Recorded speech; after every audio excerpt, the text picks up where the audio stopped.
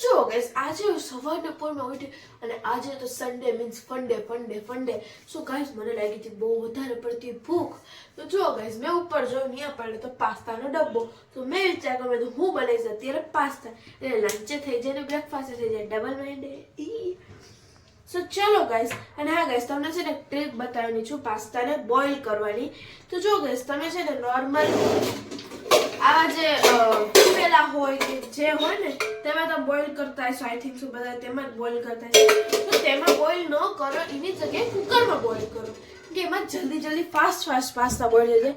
અને આની કન્સિસ્ટન્સી તમે જોઈ જ શકો છો. ઓકે ગાઈસ બહુ બધા થીક થઈ ગયા છે.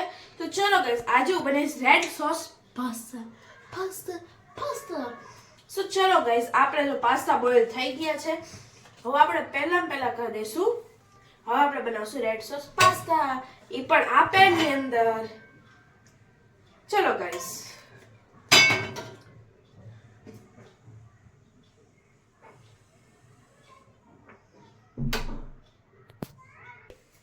સો ગાઈસ તેલ યા તો ઘી તમે બેમાંથી ગમે એ નાખી શકો. મેં તો તેલ જાજુ પ્યોર કરું છું. સો ચલો ગાઈસ થોડુંક અમથું જ તેલ નાખી દેવાનું છે આની અંદર. જો ગાઈસ આટલું જ જોઈએ આપણે તેલ યા તો ઘી. ઓકે ગાઈસ, સો હવે આપણે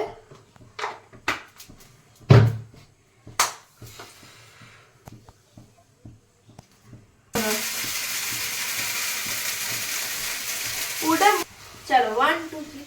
સો ગાઈસ મેં આની અંદર રેડ સોસ, મિયોનીઝ અને ચીઝ સોસ નાખી દીધો છે. તો ચલો ગાઈસ હવે આની અંદર આપણે એડ કરી દઈએ.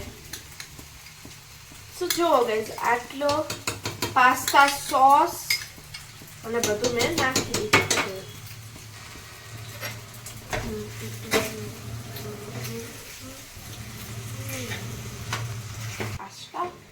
તો ચલો ગાઈસ હવે આપણે આની અંદર એડ કરી દઈશું ચીલી ફ્લેક્સ. જો ગાઈસ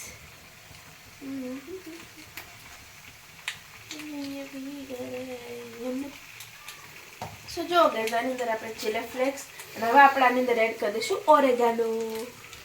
સો ચલો ગાઈસ, સો જો ગાઈસ આપણે આની અંદર એડ કરી દીધું છે.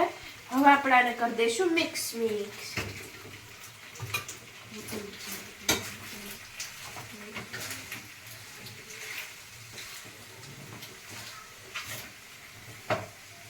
જો ગાઈસ આની ટેસ્ટી કેટલા લાગે છે. જો ગાઈસ અમારા પાસ્તા બહુ મજા આવી જાય છે ગાઈસ આ પાસ્તાને. તો શું ગાઈસ આપણો પાસ્તા થઈ ગયા છે એકદમ રેડી શેડી. સો તમને જો આ રેસીપી ટ્રાય કરવી હોય તો તમે એકવાર કહેજો કોમેન્ટ્સ ની અંદર. અને હા ગાઈસ ચલો આને કરું ટ્રાય કરી લઉં. ચલો ગાઈસ આપણા પાસ્તાને કરી લઈએ એકદમ ટ્રાય. જો ગરમા ગરમ પાસ્તા છે ગાઈસ. આવી ઠંડીના ગરમા ગરમ પાસ્તા મળી જાય તો બીજું શું જોઈએ આપણે.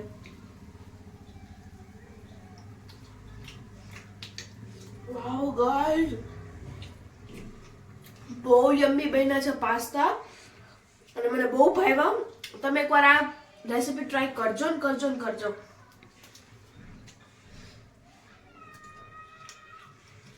Bye bye guys, please like and share and subscribe. Bye bye.